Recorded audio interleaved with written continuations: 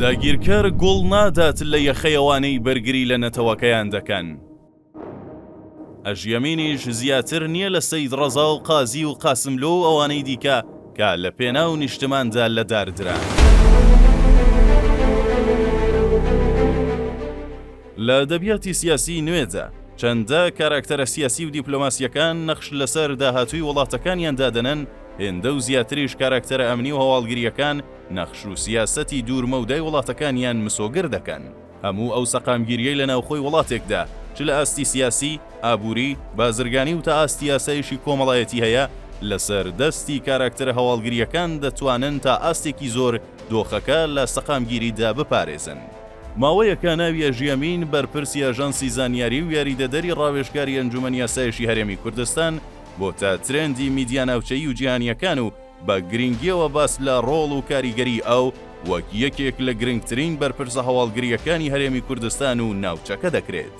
لە پەنایەوەدا ڕژێمی ئێران وەکو بیانوویەکی بەردەست تەماشای ئەو بەرپرسە کووردە دەکات کە بە شێوەیەکی یاسایی و لە چوارچێوەی دامەزراوەیەکی هەرێمی کوردستاندا سەرقاڵی خزمەتکردن و پاراستنی سەر و ماڵی خەڵک و ژیانی هاونیشتمانیانە کە ئەوەش لە هەموو یاسایەکی نێودەوڵەتیدا ڕێگە پێدراوە و مافی هەموو وڵاتێکە دام و دەستگای ئەمنی و دەستوری خۆپارێزی خۆی هەبێت.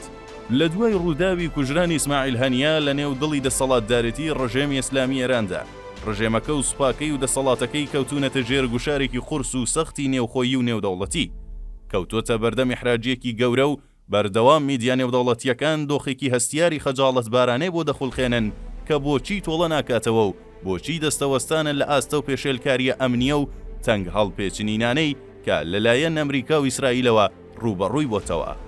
ڕژێمی ئێران و ئیتڵاعات و دەستگا ناسپێدراوەکەی ناتوانن ڕاستەوخۆ وەڵام و تۆڵەی ئابڕوشونەوەکەیان بدەنەوە، بۆیە بە دوای بیانوویەکەون تا خۆیان لەو خەجاڵەتیە پاک بکەنەوە. هەر بۆیە بەردەوام باس لە هەوڵی تۆڵەکردنەوە لە هەرێمی کوردستان و ئەژی ئەمین دەکەن و کوردگوتنی بە دوای بیانوویەکی دروستکراوی کارتۆنیەوە.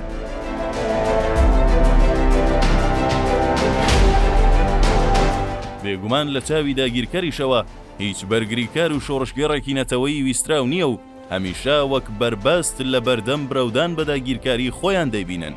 ئەژیەمینیش هیچی زیاتر نییە لە سەید ڕەزای دەرسیم، قازی، شێخی نەهری و قاسملۆ و دەیان سەرکردەی ئەم نەتەوەیە کە لە پێناو بەرگریکردن لە خاک و نەتەوەکەیان بوون بە نمونەی هەرە بەرزی ئەم نەتەوەیە.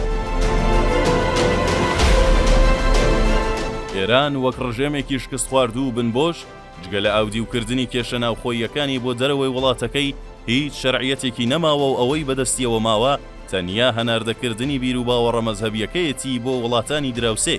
لە دەرەنجامیشدا هەمووە وڵاتانەی کەوتونەتە ژێر ڕکێوی ئەم دروشمە بێناوەڕۆکەوە بوون بە پارچەیەک لە ئاگر، هەر لە نمونەی سووریا، لوبنان، فەڵەستین، یەمەن و تا دەگاتە عێراق.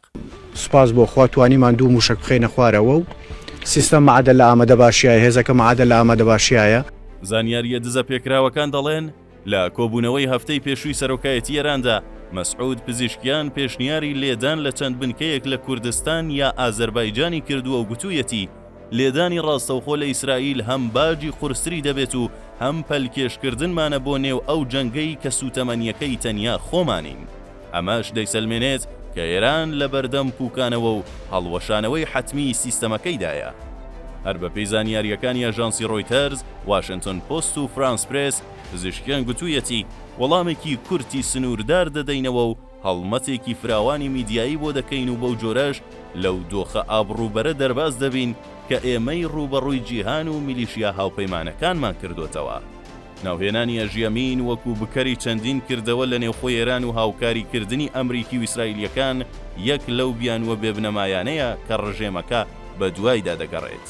بەهێزی و جێگیری دەستگا ئەمنی و هەواڵگریەکانی کوردستان و توانای ئەژیەمین سەرنجی دەستگا هەواڵگریە ناوچەیی و جیهانیە گەورەکانی ڕاکێشاوە. هەر بۆیە هەندێک هەوڵی دروستکردنی دۆستایەتی و هەندێکیش هەوڵی شکاندن و تێکدانیە و هێڵەن کە دەستگا ئەمنیەکانی لەسەر بنیاد نراوە. ئەژیەمین لە ماوەی ڕابردووشدا بەهۆی بەهێزی و لێزانی و زیرەکیەکەی و توانای کۆنتڕۆڵکردنی هەوڵی تێکدەرانەی چەندین دەستگای مخابراتی ناوچەیی تووشی دەیان بربەست و گرفت و ئاریشەی بۆ دروستکراو تا ئاستی گوشاری گەورەی ناوچەیی چەند دەوڵەتێک بۆتەوە. بە تایبەت ئەو دەستگا هەواڵگریانەی کە پێیان وایە چەند ناوچەیەکی هەرێم بەڕووی ئەواندا ئاواڵایە و دەتوانن هەر کارێک بیانەوێت بیکەن.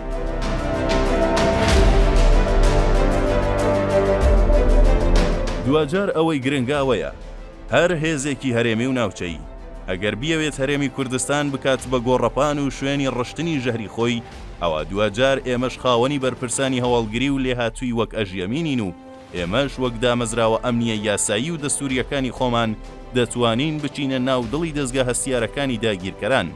ئەمەش جگە لە پاراستنی سەروەری و پاراستنی ئاسایشی نەتەوەیی کورد هیچی دیکە نییە.